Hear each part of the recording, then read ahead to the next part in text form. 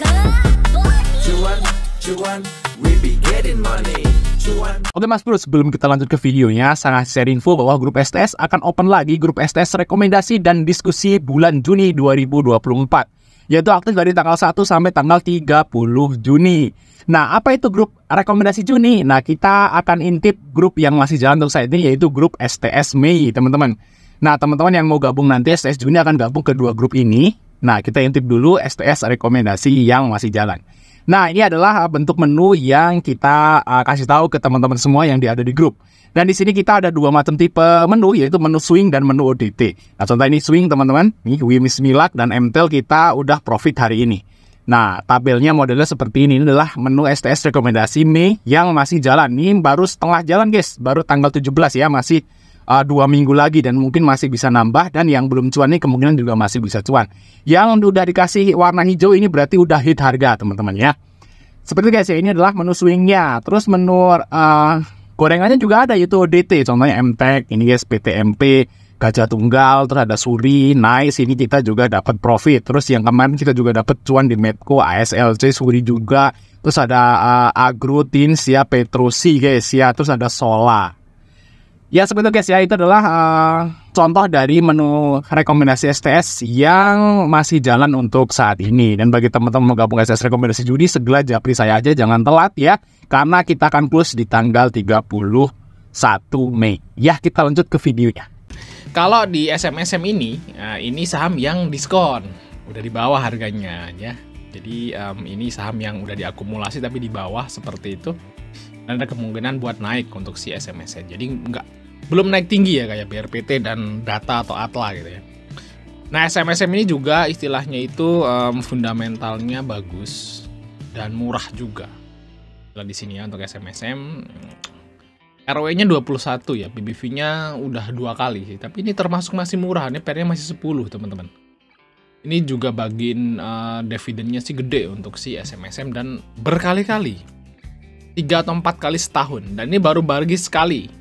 Dan nanti di bulan Agustus bagi lagi. Ini kan Mei-nya nih Mei 2 kali ya. Mungkin di bulan Juni Juli ngasih, November ngasih lagi. Ini 4 kali. Tahun lalu 4 kali, ini baru sekali. Ini menarik untuk si SMSM dan gede ya, kalau nggak salah yieldnya itu di atas 10% ya, totalnya 4 kali itu. Jadi 2%, 2%, 2%, 2, 3%, 3%, 3% seperti itu, 2,5% untuk si SMSM ya.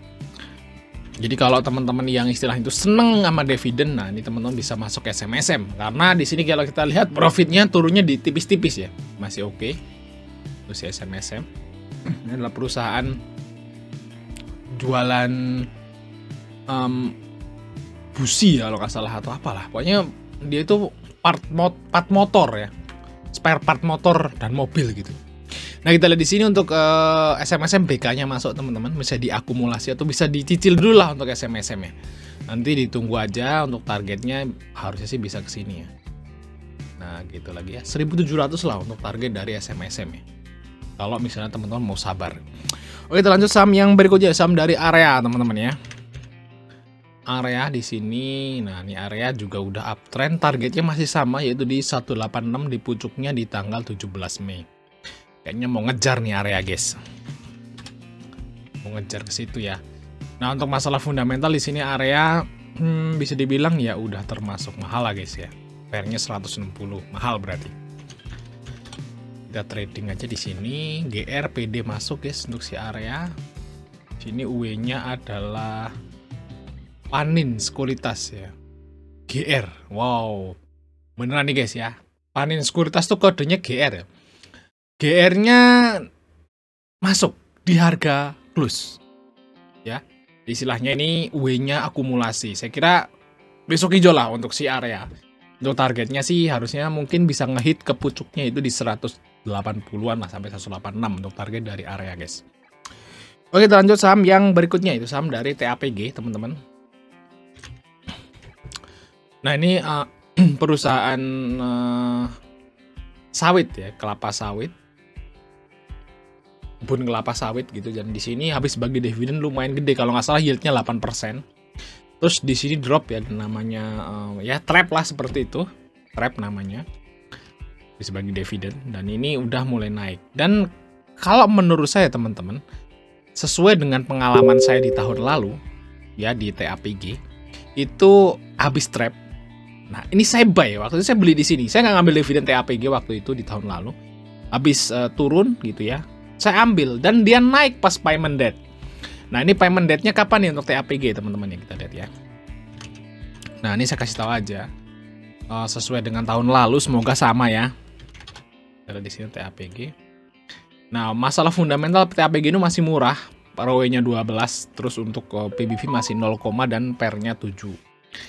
Di sini kita lihat dari dividennya itu akan dibagikan di tanggal 31 Mei. Nah, kemungkinan untuk TAPG ini setelah bagi dividen, guys, ini dia lanjut naik. Jadi karena memang dia itu fundamentalnya masih murah dan bagus, profitnya juga masih naik. Logikanya adalah orang-orang pas waktu dapat dividen, dia akan masukin lagi untuk dapetin dividen tahun depan, gitu guys ya. Nah, jadi untuk prediksi saya ini bakal naik untuk TAPG setelah pembagian dividennya, gitu ya, setelah payment date. Targetnya sampai berapa sih? Ya mungkin ke 600 lah untuk target dari TAPG guys ya, untuk setelah pembagian dividen lagi nanti ya untuk si TAPG ya, mungkin di bulan depan, awal bulan depan, karena pembagiannya tanggal 31. Oke, terus saham yang berikutnya, saham dari Telkom. Nah, apakah Telkom ini mau ke harga pandemi di 2600-an? Mungkin, masih mungkin iya, tapi takutnya teman-teman yang ngantri di situ nggak dapat barang teman-teman ya. Jadi alangkah baiknya buat di istilahnya itu cicil dulu lah untuk si Nih, sebentar teman-teman. Banyak yang nelpon nih. Nah, cicil dulu lah di harga yang sekarang untuk si Telkom. Karena Telkom ini juga mau bagi dividen ya, kayak sama TAPG. Payment date maksudnya. Nah, ini payment date-nya di tanggal 30 Mei ya. Di sini ya. Jadi ya harusnya sih, karena Telkom ini kan bagi dividen itu gede. Gede itu maksudnya nominalnya berapa miliar ya, berapa puluh belasan miliar gitu ya yang dibagikan dividen. Dan Telkom ini juga separohnya dipegang retail teman-teman. Sini ya. Telkom 48%-nya dibagi retail, dipegang retail. Berarti retail itu akan dapat dividen Telkom. Nih guys ya, dividen Telkom itu adalah 17 triliun ya. Triliun ternyata guys, nggak miliar-miliar. Nah di sini triliun, berarti kan separohnya dipegang retail toh. 17 bagi 2 anggaplah seperti itu. Berarti retailnya kan sekitaran 8 T ya. Jadi sisanya kan diambil negara kan. Nah, kalau kayak gitu berarti retail dapat 8 T gitu guys ya, retail asing, retail lokal gitu ya. Nah, saya yakin guys ya, nanti kalau udah dapat dividen mereka pada avengedon loh di saham Telkom. Nah, ini harusnya ya setelah pembagian dividen Telkom ini sahamnya bakal naik. Ya, ini seperti TAPG guys. Bakal naik. Ya untuk Telkom. Nah ini waktu itu juga sama guys ya. Waktu di sini memang ini pandemi ya guys ya. Pandemi habis bagi dividen dia turun karena dia pandemi ya. Masih pandemi. Nah tapi teman-teman lihat di 2021. Kalau 2020 ini nggak bisa dilihat ya. 2021 di sini habis bagi dividen turun ya kan. Payment date naik. Nah ini dividen ya kan, habis bagi dividen ex date turun, payment date naik. Ini juga sama nih. Nah ini masih turun malahannya di tahun 2023 malah turun, tapi dia naiknya di akhir tahun ya buat window dressing seperti itu. Tapi akhirnya akan naik dan saya yakin ini Telkom bakal naik habis bagi dividen. Ya mungkin nggak langsung naik di bulan ini ya, mungkin bulan Juni atau Juli lah Telkom ini ada kenaikan dan mungkin puncaknya nanti di window dressing. Oke, mungkin Mas Wadi, Mas Dirk, untuk like dan subscribe. Sampai ketemu di video berikutnya.